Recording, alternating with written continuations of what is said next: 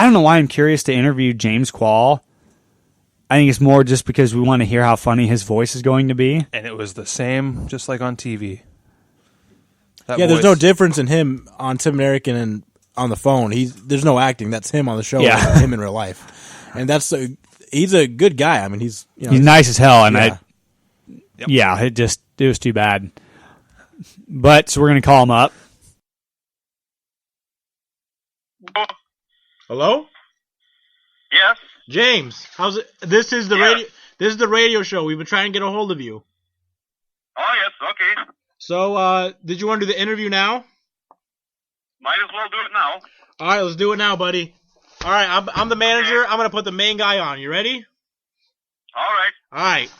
Hey James, my name's Walker. How are you doing? All right. Hey, I was worried that you didn't want to do this interview with us. Is there anything you want us to, stay away from so that you don't get upset? I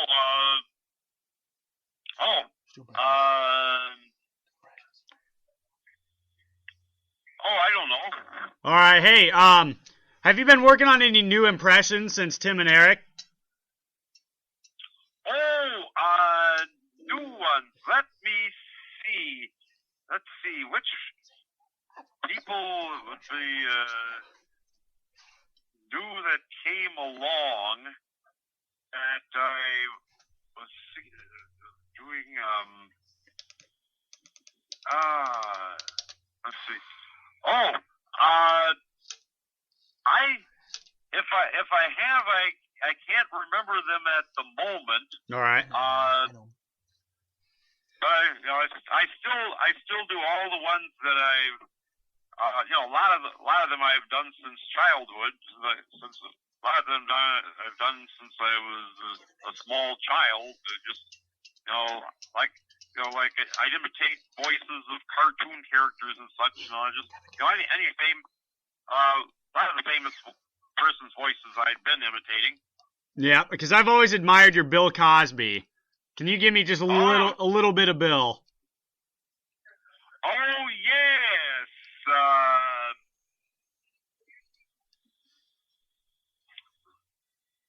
Okay. Bill Cosby. Well, here it is. Say, in fact. Yeah. I should just move. Let me look this thing. Well, yeah, actually, one of the things I had was Bill Cosby with Thanksgiving greeting, where he'd say, "Happy Thanksgiving, everyone. I hope you have the kind of time that would make Fat Albert say, hey." That is good. That is good. Okay. So how did you get started? Like, because you're obviously good at impressions. I guess what I'm trying to ask is, how did you become famous with your impressions? Did you go to comedy clubs and do them, or did somebody just happen to hear you giving them? Oh, yeah, that was actually, that was just something I always did. It's,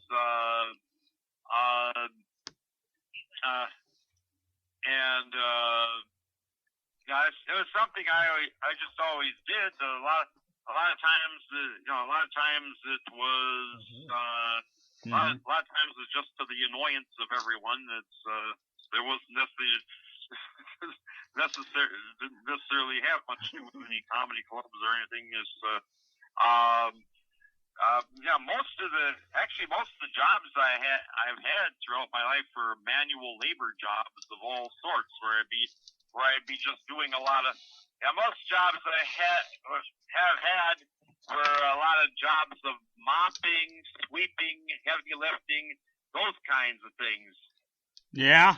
Hey, so when you started with Tim and Eric, life probably shot up to the fast lane. Since they quit their show, how is life without working with them? Oh, yes. Well, actually,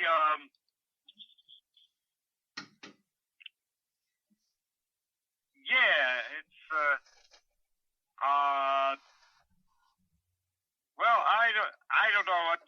what to say. It's Oh, no big deal.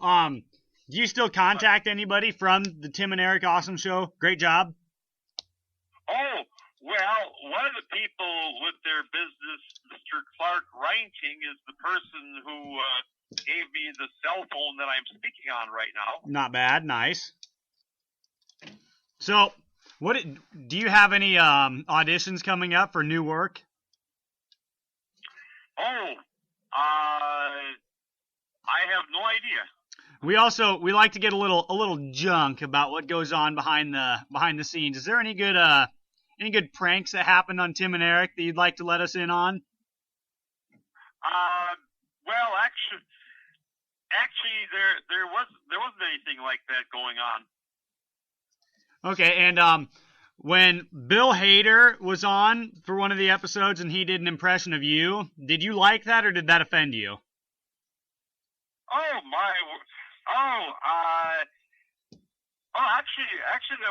Actually, that was somewhat amusing. Actually, that was somewhat amusing. It was, the interesting thing is that he seemed to, what he did didn't necessarily remind me that much of myself. So what he seemed to have done is create his own character called James Quall.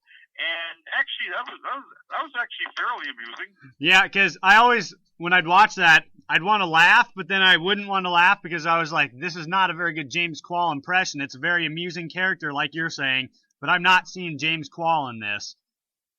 Yeah, well, I think that, but that's probably the joke then. Yeah. So he's supposed to be James Quall, but he's not quite exactly like myself, and that was probably supposed to be the joke there. Yeah, and a few of your stand-up jokes from the $1 Billion Movie, when I watched that, I immediately fast forward to your part when you say Brad Pitt and Robert Redford. Where did you come up with that? Those lines were thought up by Mr. Heidecker himself, and the two lines that I said before that were the ones I thought up. Which one? I thought up the first. I said I'd rather be here saying these bread lines than be standing in one. That's a good one. Saying these bread lines and standing on a bread line, and the other one was, I have to keep working so I won't be accused of being a loafer. So I thought of those lines, and then the other two lines were the ones that Mr. Heidecker thought of. Not bad. So do you still hear from those guys? I haven't heard from them in quite some time. Do you hear from David Liebehart? Because he told us in a phone call that he likes to keep in contact with all of his close friends. And we'd imagine that you were in Call of Duty with him and everything like that. Oh, well, okay. Yeah. Well, it's been several days since I'd heard from Mr. Liebehart, and my wife and I agree that that has been quite a relief. That it has been several days since we haven't heard from Mr. Liebehart. All right, I'll try to stay away from that subject. Now, growing. Okay. Yes. Now. All right. Now, I wanted to know, because we often have this argument at the radio of who the better president was between Gerald Ford and Jimmy Carter. Yes. Well, yes. Well,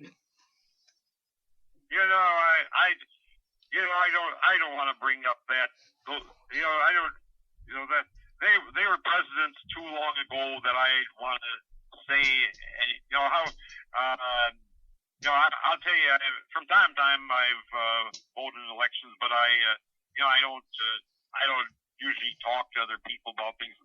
That's from too long ago to even bother to mention. No big deal. Yeah, we'll avoid that subject too. So, where do you provide your own wardrobe for Tim and Eric's Awesome Show, or were you provided one?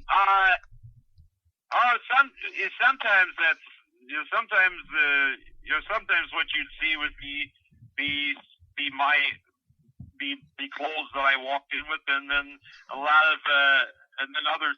The costume is that costume, that shiny looking costume. Yeah. The costume with the shiny lapels. That's from the wardrobe. Oh, got it. Yeah, because I didn't know if you wore that one or if that was your style. But so did No, they? no, that was from wardrobe. So did they have a makeup guy, or did you put your own lip gloss on? That was their idea. I myself. Yeah, one thing I can't deny is that that was an idea I wasn't particularly fond of at all. So, how many other songs other than Beach Blast did you have? Yes, well, I didn't really count them all. Well, are there any new ones? Oh yes, the latest song. The latest song I have composed is the song entitled "The World Got Taken Over by Billionaire Scum." That's the latest song that I composed. The World Got Taken Over by Billionaire Scum.